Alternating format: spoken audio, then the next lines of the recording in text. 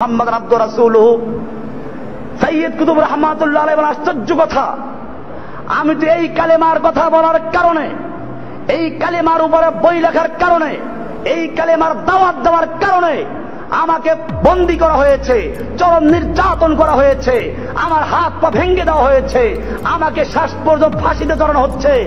আর যেই সরকার আমাকে লা ইলাহা ইল্লাল্লাহর দাওয়াত দেওয়ার কারণে ফাঁসি দিচ্ছে, সেই একই সরকার তোমাকে লা ইলাহা ইল্লাল্লাহ পড়াবার দায়িত্ব দিয়েছে, তোমাকে বেতন দিচ্ছে। বোঝা গেল তোমার লা ইলাহা ইল্লাল্লাহ আর আমার লা ইলাহা ইল্লাল্লাহ এক নয়। তোমার হক কথা বললে গুলি খাওয়ার ভয় থাকে।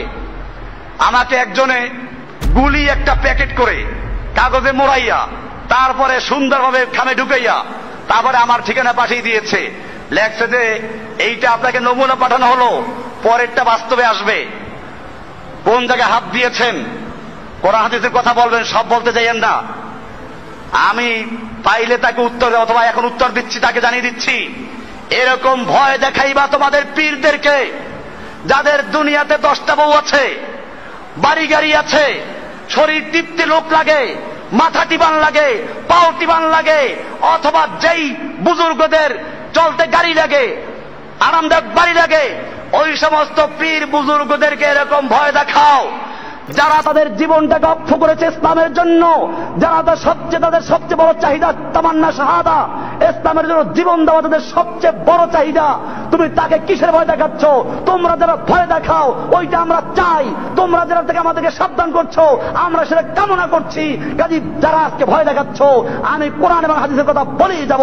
সেজন্য যদি বুলেটের মাধ্যমে আমার বুক ঝাঁঝরা হয়ে যায়, তারপরেও এক মুহূর্তের জন্য বিরত থাকবো ইনশাআল্লাহ।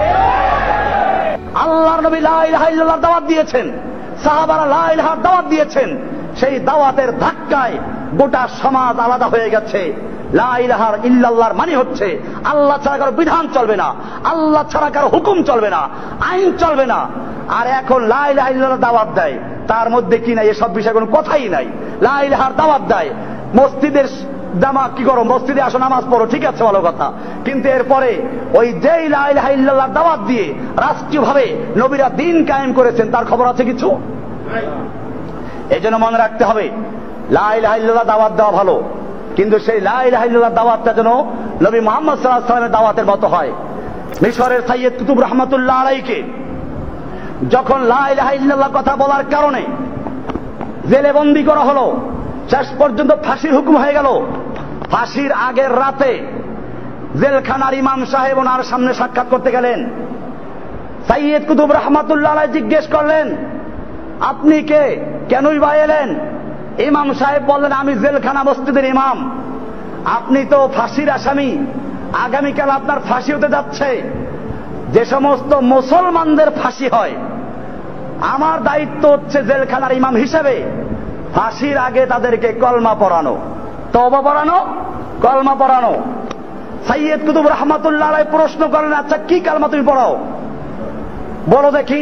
আশহাদু আল্লা ইলাহা ইল্লাল্লাহু ওয়াহদাহু লা শারীকা লাহু ওয়া আশহাদু আন্না মুহাম্মাদান আবদুহু ওয়া রাসূলুহু।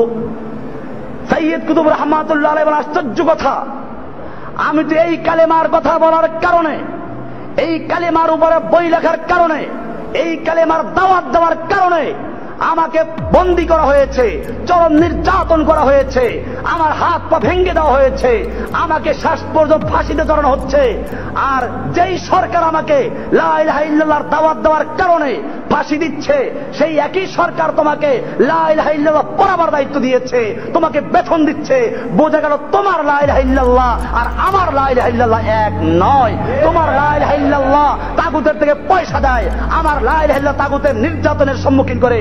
তোমার লা ইলাহা ইল্লাল্লাহ তোমাকে চাকরি দেয়, আমার লা ইলাহা ইল্লাল্লাহ আমাকে ফাঁসিতে ঝুলায়।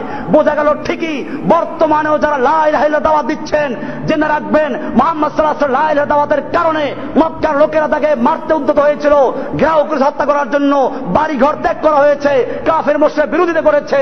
আপনার লা ইলাহা ইল্লাল্লাহ সমস্ত তাগুত, ইহুদি, খ্রিস্টান, নাসারা, বৌদ্ধ, হিন্দু কারো কোনো আপত্তি নাই।